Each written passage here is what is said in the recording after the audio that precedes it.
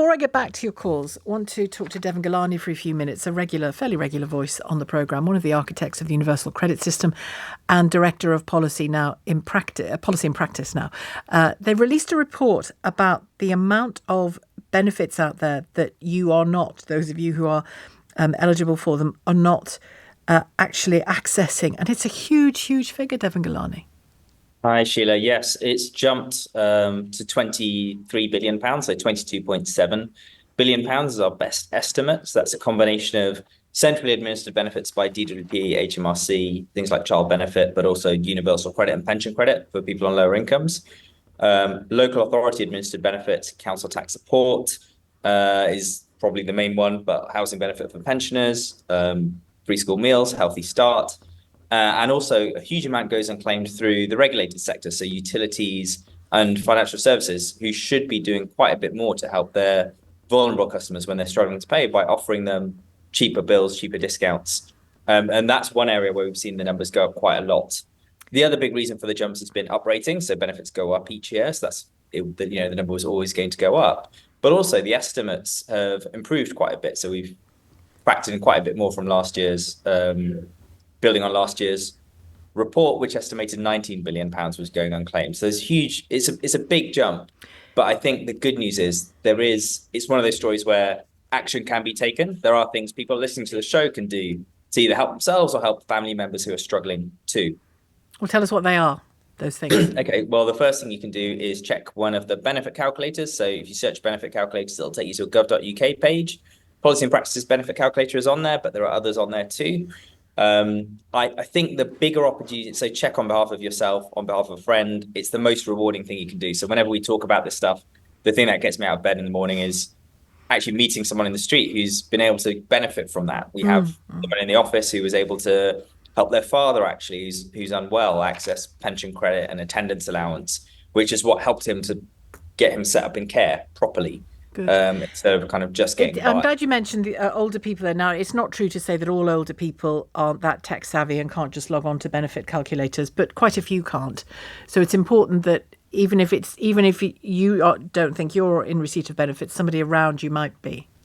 Yes, I think so. The three main reasons for people not taking up the benefit is awareness, administration effort, and complexity, and they affect different people in different ways. So people don't know about that benefit exists, or if they hear about one, they just immediately assume they won't be eligible. And actually, that isn't always true. Eligibility criteria is changing all the time.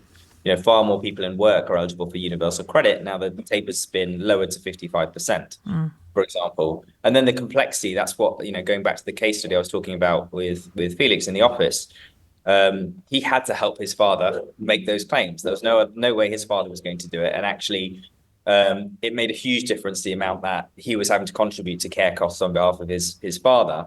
And then stigma, so kind of assuming these benefits aren't for you, they're for other people, or just thinking it's not the right thing to do. But what I'd say to people who are perhaps listening to the show and thinking that, I'd say people tend to turn to the benefit system right at the very end, when they're at the end of their tether, like absolutely struggling, at their wits' end, in serious debt often. If they're accessing that support earlier, they can avoid some of the problems that they don't get themselves in that position. And that type of prevention is much better than cure, but also it just allows you to have a slightly better life, and every little helps, as somebody once said. Yeah. Can I ask you, you mentioned awareness there being one of the three reasons. Is the onus, in part at least, on the likes of the DWP, HMRC, the government, to get that information out there more readily? So DWP and HMRC would say they do, right? They run awareness campaigns, they run take-up campaigns themselves. There's a big move to universal credit campaign going on right now, letting people know they should be moving from legacy benefits to universal credit. And I think that is good work, and it helps. Any work they do that goes in that direction is good. I'd say it's an area where local authorities, some of those that we work with, have been leading the way. So using data that people have used to apply for one benefit to see if they're eligible for other benefits, and proactively letting them know. Oh, that's that's good. the work that we've done. So pensioners on housing benefit, we can let them know if they're eligible for pension credit, because we see them claiming. But if in doubt, either about yourself or somebody you know, benefit calculator, Google it. You'll find a number of. How do you make sure you're on a good benefit calculator site? There are 3 on gov.uk. They're probably the best. Like, they're kind of signed off by government. So and you've Policy got one and as well. Practice yeah. Turn to Us and Entitled To are on there as well. So okay.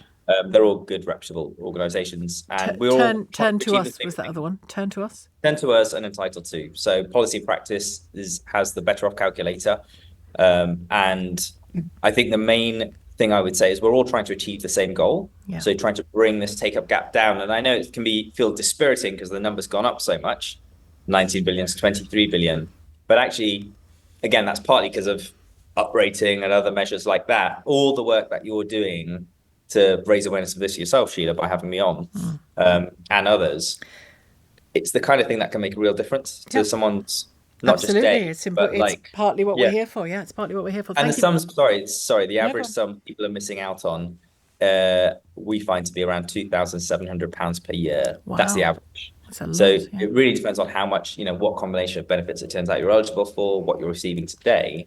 But just to highlight, it's not pennies. That's stuff that will make a difference to people, isn't it? Thank you very much indeed, Deven Ghelani, who is the Director of Policy and Practice. That's one of the places where you can Google just put benefit calculator in and you will see Policy and Practice. You'll see Turn to Us is another one to look at, and Entitled To as well.